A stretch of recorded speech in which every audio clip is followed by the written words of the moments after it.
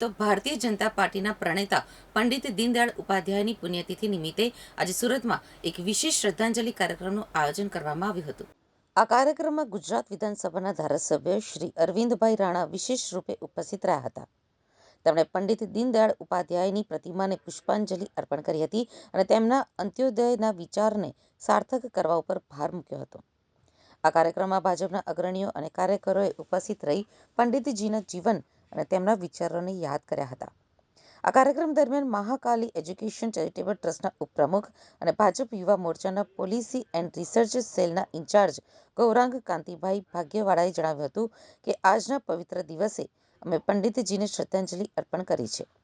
પૂર્વ ધારાસભ્ય અરવિંદભાઈ રાણા સાહેબે અમને ટ્રસ્ટ દ્વારા વધુમાં વધુ લોકો સુધી કેવી રીતે સેવા પહોંચાડી શકાય તે અંગે અમૂલ્ય માર્ગદર્શન પૂરું પાડ્યું છે.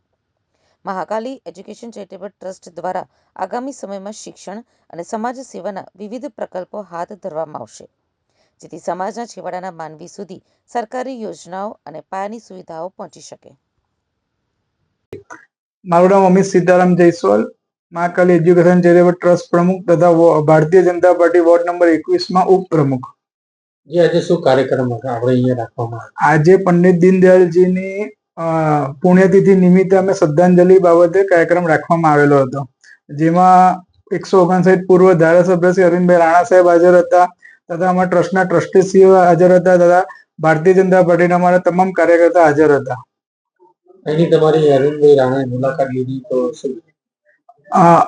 અરવિંદભાઈ રાણા સાહેબે જે શુભેચ્છા મુલાકાત પણ લીધી હતી, તેમાં અમને આશીર્વાદ પણ આપ્યા હતા કે આવું કામ સારું સારું કરતા રહો. અમે એમાં આયુષ્માન કાર્ડ, વિનામૂલ્ય સેવાથી અનેક પ્રકારના આવકના દાખલા છે, મોતિયાનું ઓપરેશન અમે ફ્રીમાં કરાવીએ છીએ, એવા અનેક પ્રકારની સેવાકીય પ્રવૃત્તિ અમે કરતા આવેલા છે અને એના કેમ્પો બી અમે કરતા આવેલા છે. એ બાબતે અમને શુભેચ્છા બી પાઠવી અને આશીર્વાદ બી આપ્યા.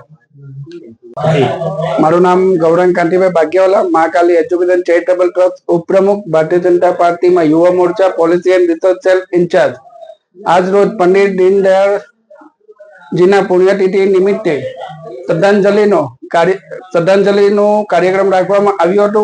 એમાં પૂર્વ વિધાનસભાના ધારાસભ્ય શ્રી અરવિંદભાઈ રાણા સાહેબની ઉપસ્થિતિમાં શ્રદ્ધાંજલિનો કાર્યક્રમ રાખવામાં આવ્યો હતો અને અરવિંદભાઈ રાણા સાહેબે અમને શુભેચ્છાઓ પાઠવી અને આ ટ્રસ્ટ વધુમાં વધુ લોકોને કઈ રીતે સેવા પહોંચાડે એનું માર્ગદર્શન આપ્યું.